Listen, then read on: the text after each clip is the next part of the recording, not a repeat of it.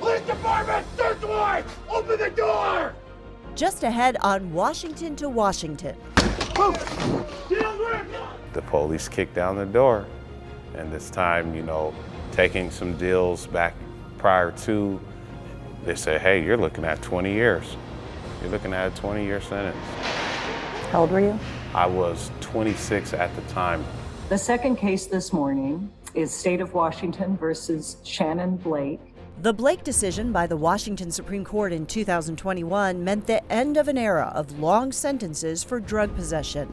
People get to come forward and talk about all of the redemption work they've done over the years while they've been in prison and be able to have a second chance at life. So what is next for drug policy as state lawmakers work to rewrite penalties? I think we've learned that locking people up for substance use disorder is it's not humane, and it's not good policy.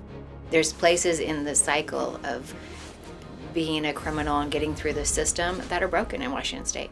Across the country, I'm announcing a pardon for all prior federal offenses for the simple possession of marijuana. people with federal marijuana convictions can apply for a certificate of pardon. What is next for how Congress and the federal government address drug policies nationwide? I think President Biden's marijuana announcement is a drop in the bucket when we're talking about what's really needed to implement real criminal justice reform. From the capital of Washington State to the capital of the United States, this is Washington to Washington.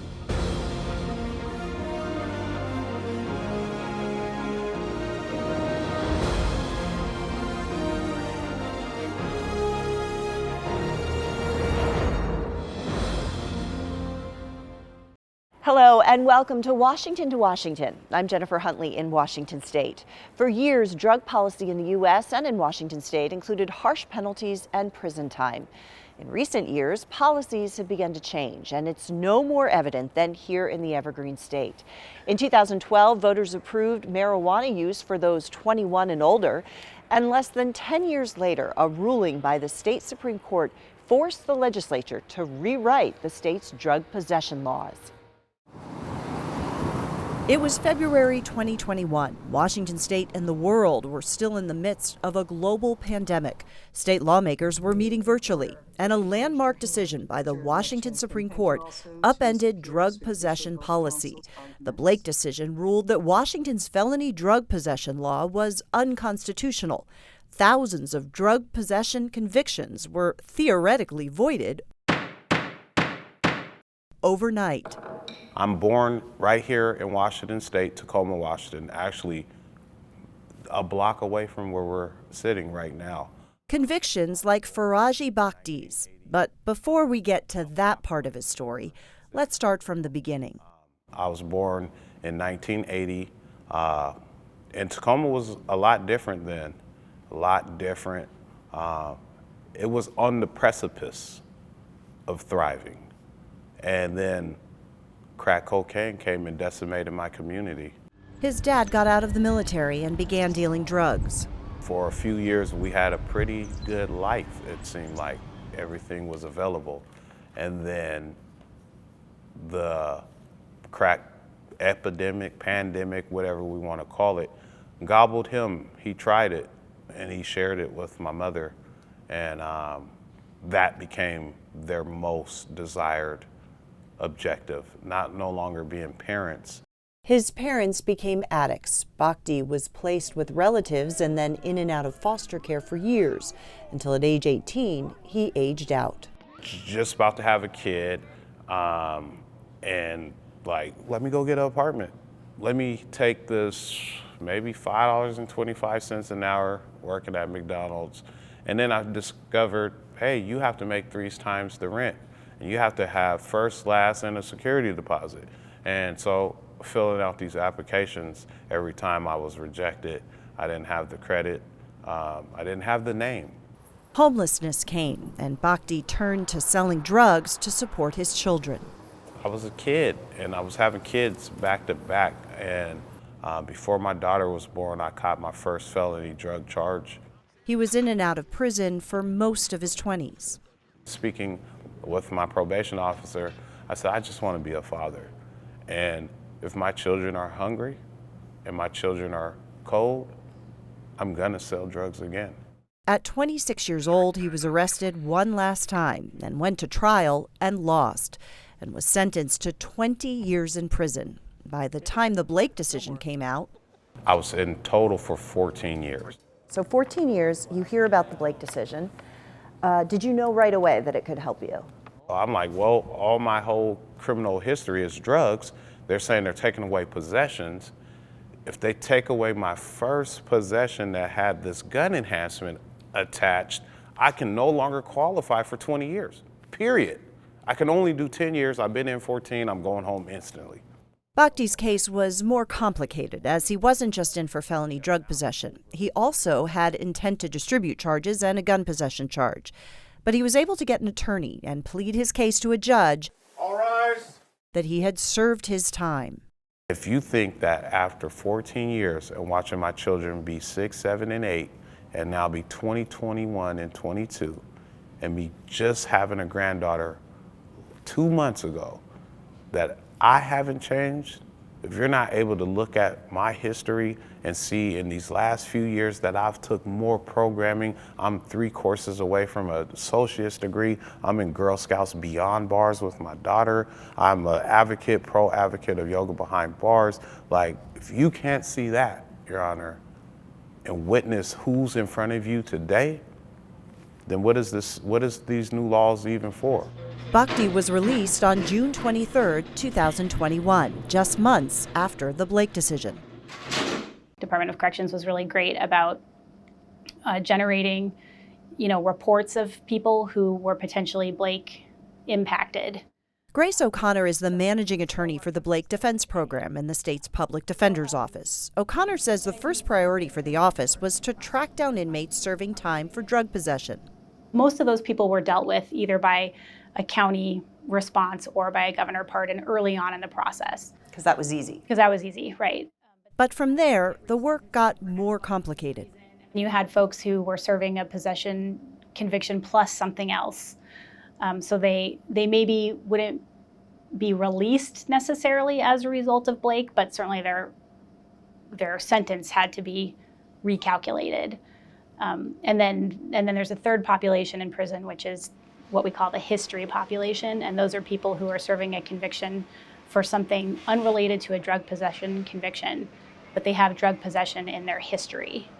And so they need to be rescored, their offender score needs to be recalculated, and then accordingly their sentence would change.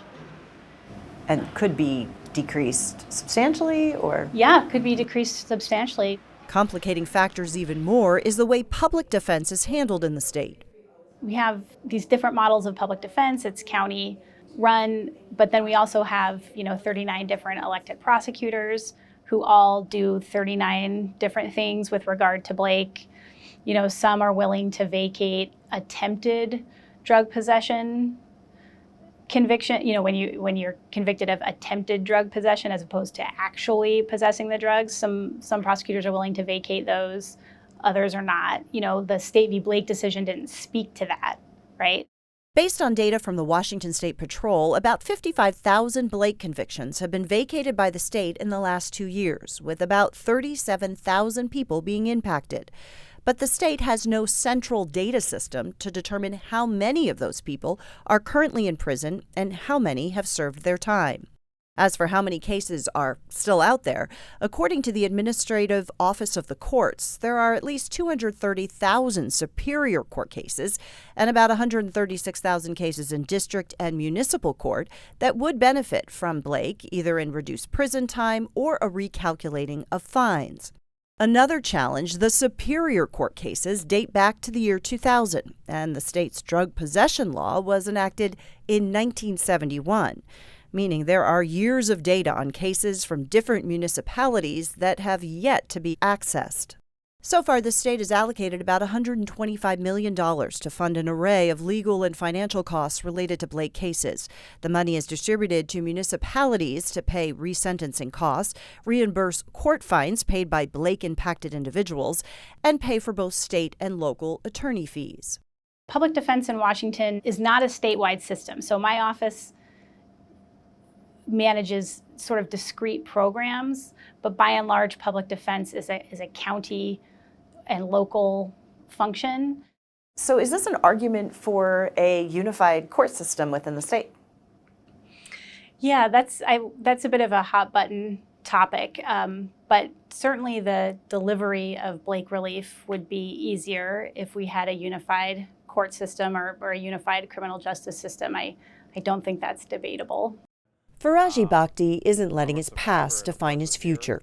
Yoga has saved my life. Like, yoga came into my life and blossomed. I can't believe what I get to do now. I get to share space with y'all, one. In the first 6 months after his release, he completed his associate's degree in business management and became certified as a trauma-informed yoga teacher. You're important to this world. He teaches yoga to youth at juvenile correctional facilities in the state with the program Yoga Behind Bars. And use your next inhale to raise you up and float you down. He's also created a company called YIFE, Yoga is for Everybody, to bring his lived experiences to the mat and help others in his community work through their own trauma. And he is hoping policymakers will be listening to his story and the story of others who were locked away on drug charges for years and are now free. I have a couple brothers that did 38, 39 years. How valuable is their talk?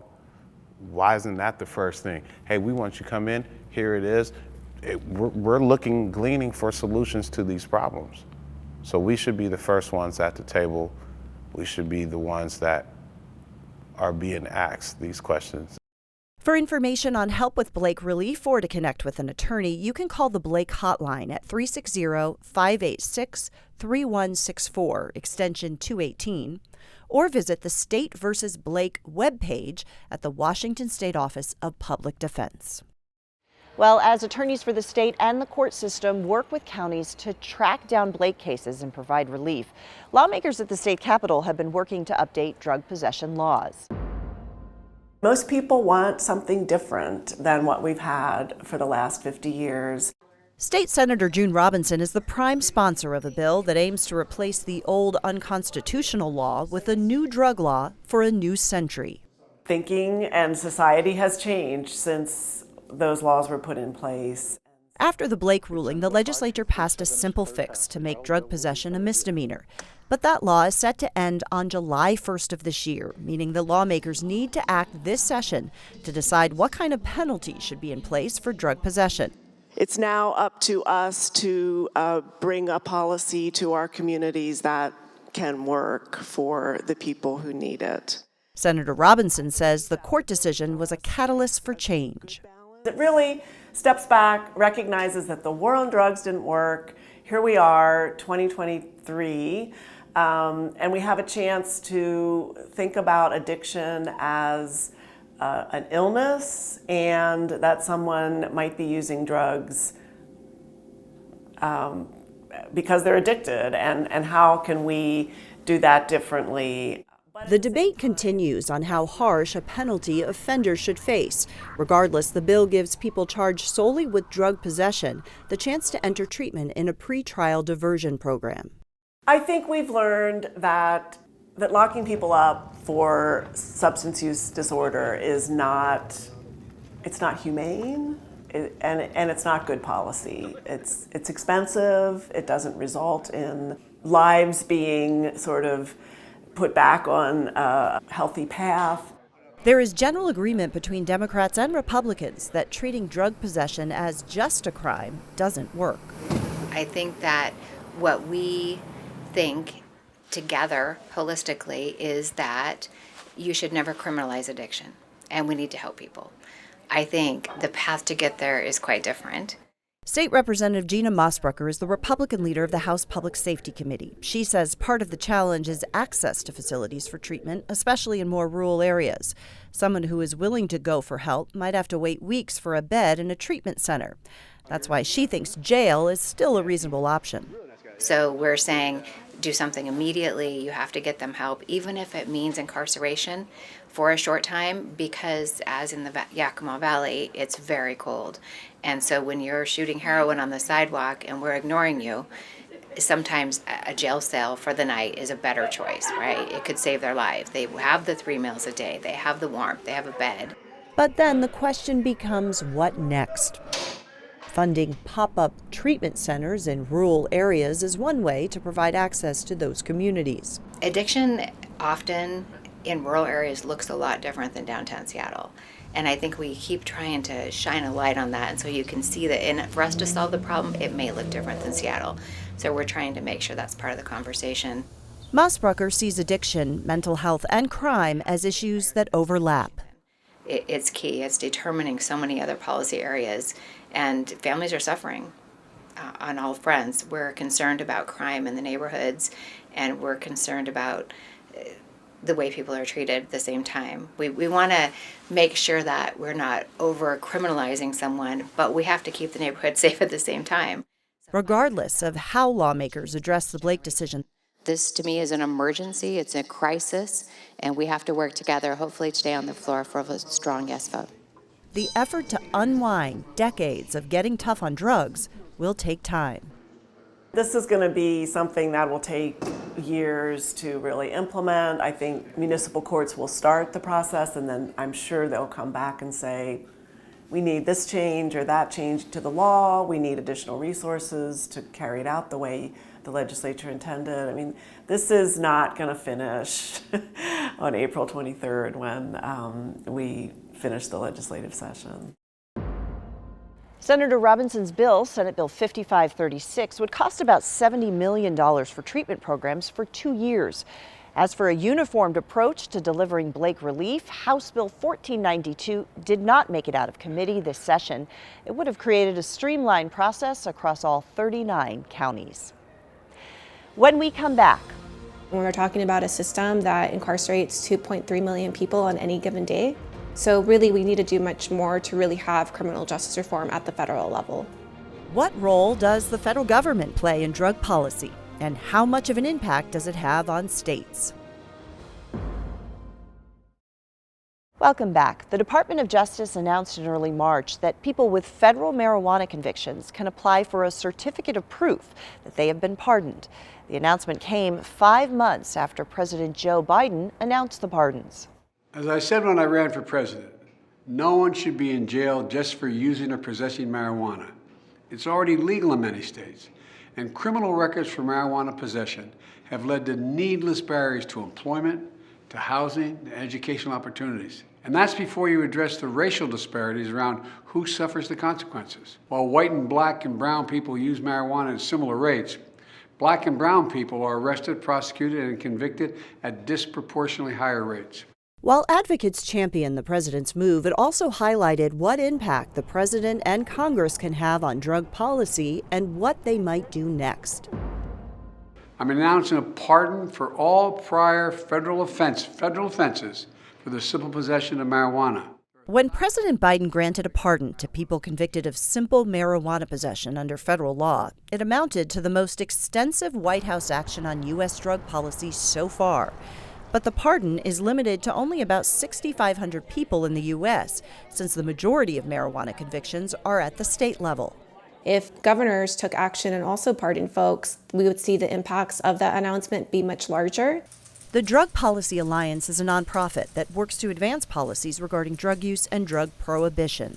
So while we're encouraged that President Biden has recognized that we have a marijuana enforcement problem, I think that there's much more that the president can and should be doing, as well as Congress, to really remedy a lot of the harms we've seen from marijuana prohibition. The Alliance says the pardon is one step toward what should be a reevaluation by Congress and the president of the nation's drug policies. It has been quite some time since states first started to decriminalize and legalize marijuana. I think it's about time, long past time actually, that the federal government caught up. We want to see the federal government deschedule marijuana and lift federal prohibition, because federal prohibition has so many harmful impacts for people who live in marijuana or who live in states that have decriminalized and legalized marijuana. For example, those folks are still subject to federal prosecution. In making his announcement, the president also called on the U.S. Department of Health and Human Services and the U.S. Attorney General to review how marijuana is scheduled under federal law. The Controlled Substances Act in 1970 resulted in the scheduling of drugs based on criteria such as medical use and potential to abuse. Marijuana is a Schedule I drug. That means it is included in the same category as substances like heroin and LSD, deemed drugs with no medical use and a high potential for abuse. The Drug Policy Alliance would like to see it removed entirely from the Controlled Substances Act. I think it's really important for people to understand that as long as marijuana remains anywhere on the Controlled Substances Act, anywhere on the drug schedules, people will continue to face harm and criminalization. The only way to ensure that people are no longer prosecuted for marijuana offenses is to completely remove marijuana from the list of controlled substances.